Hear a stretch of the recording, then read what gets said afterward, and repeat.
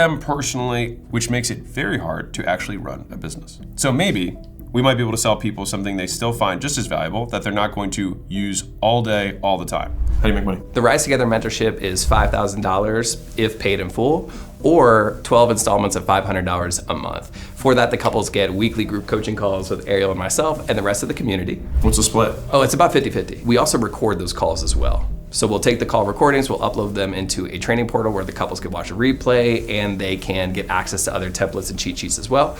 We have a private Facebook group for accountability based on the steps that we give the couples per week. And we also do these fun things called quarterly date night challenges. Yeah. This is where we incentivize the couple to go on at least one date night per week. Do people like that? Oh, they love it. It's like their favorite part. The date night challenge is probably like the number one thing that keeps people buying from us. Yeah, we're gonna talk about that. So with this cheaper one, basically it's just a weekly call.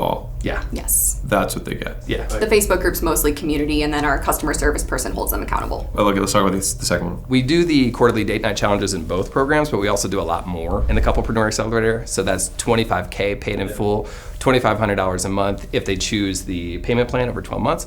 And that includes quarterly 2-on-2 private strategy calls where we map out their action plan. Yeah.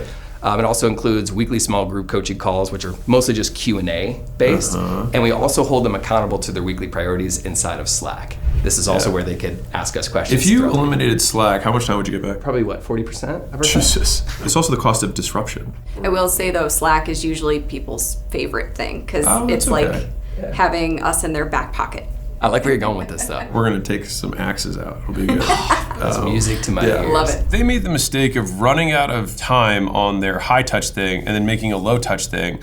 And the cost to acquire customers for the low touch thing was the same as the high touch thing, which made all their economics of the business stop working. And so the real constraint they had originally in the business was that they were supply constrained. And so rather than solve the supply constraint, they basically just built a whole nother product. What they probably should have done is just say, I wonder if we could sell the same thing without all of the demand on the backside for our time. If we did that, we could sell 3 times as many people. So cool, do that. If you were to talk to my team, you would know that the number one question I ask when they just vomit a whole bunch of information on me is I just say, like, what problem are we solving? When they decided to start this other product, they might not have been clear about the problem they were solving, or ask the second question, which is, can we just solve this problem in another way that doesn't include us starting an entirely new business, an entirely new acquisition strategy, and making another product? And the answer is yes. So how do you get customers? So we use a challenge funnel, which means we use Facebook ads. We run to a 5-day free virtual challenge that we host inside of a Facebook group. And then on that challenge, we do teaching, training, Q&A, and then we lead to a sales call. How long is each of the sessions? 1 hour. And what's the drop off between day 1 and day 2? On average, we go from about 9% down to 4 to 5%. So you lose half between day 1 and day 2. Okay. Yeah. And you're getting only 9% of people to show up to day 1? Yes.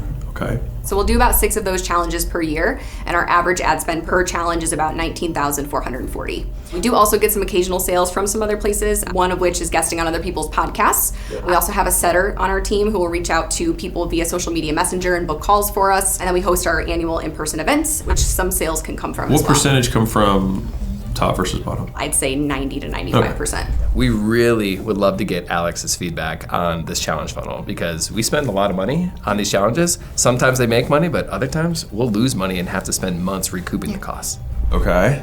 So what are the problems? So we have 3 primary problems. Our first is our cash flow cycle, which means it can sometimes take months for us to make back the money that we spend on new customer acquisition.